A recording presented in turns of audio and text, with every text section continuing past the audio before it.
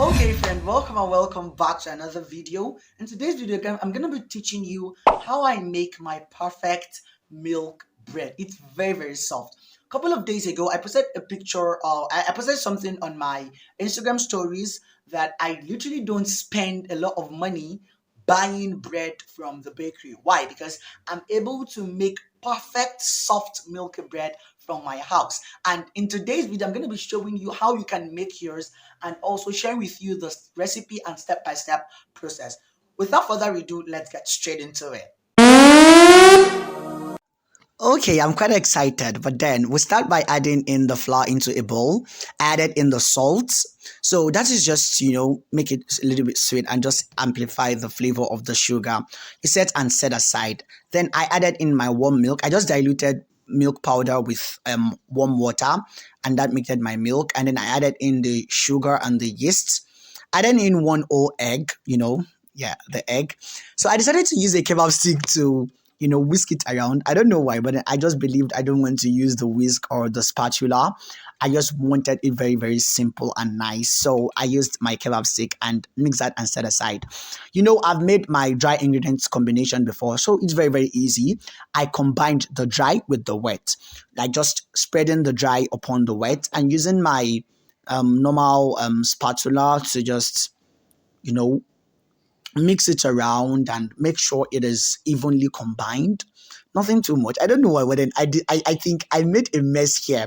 So I decided to shift from my spoon to my hand. So I needed to move up onto my work surface. So you just need to flour your worktop and just bring the dough upon and start walking around. At this point, I was getting a little bit tired, right?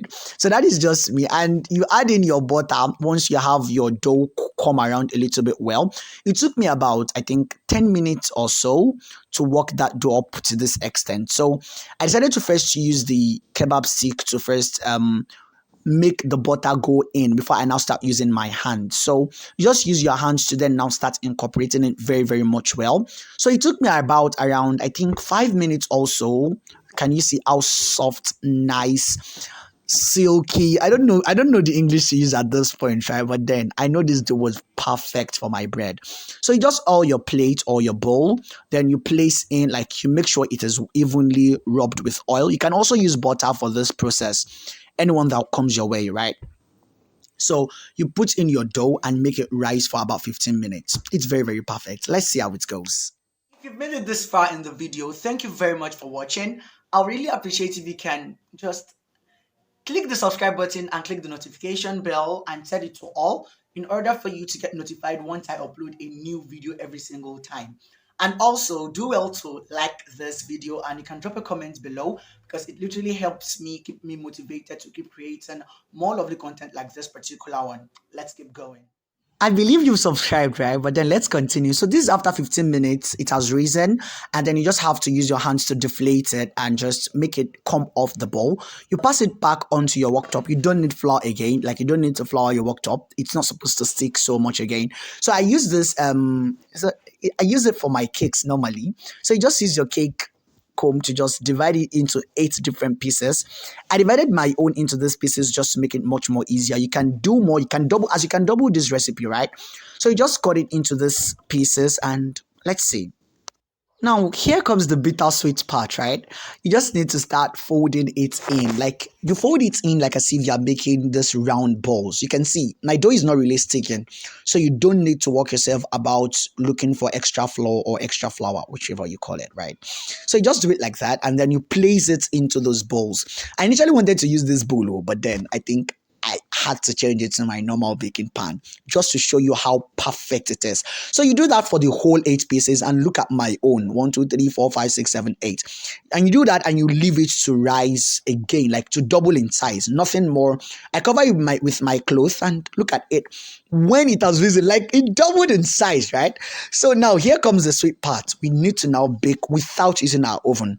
You just look for your normal stove. Like, you can use your stove, you can use your gas. I'm using my gas in this situation, you place your pot into on it, and you look for a little bit thin, just to make it, just to serve as the leveler to regulate the heat, and you place your baking pan into it, and then you cover it and let it bake on medium heat. Once it bakes on medium heat, now let's see how perfect, like it bakes on medium heat, and it's gonna bake along the line, and look at how perfect. I did not use egg wash on this. On the previous video I did, I used egg wash. That is just to make it have this browning kind of thing. So once it's finished baking, you flip it over, and voila, look at your cake come out perfect. Look at it now. Look at how soft, moist, perfect, fluffy. I don't even know the English to use, right? I know you'll be salivating. I would love to see your recreations. Make sure as soon as you make your recreations, you tag me up on Instagram just for me to see your recreations. I'll be very, very glad to see it, right?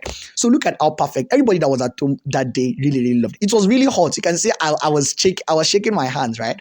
Look at how perfect. I decided to make this close look just to make it perfect. So I hope this was inspirational. This was motivating. Thank you very much for watching. I love you so much. Like, let me go and enjoy my bread. Okay, I'm glad that you were able to make it to the end of this video, and it's literally one of the best thing I could say happened to me today.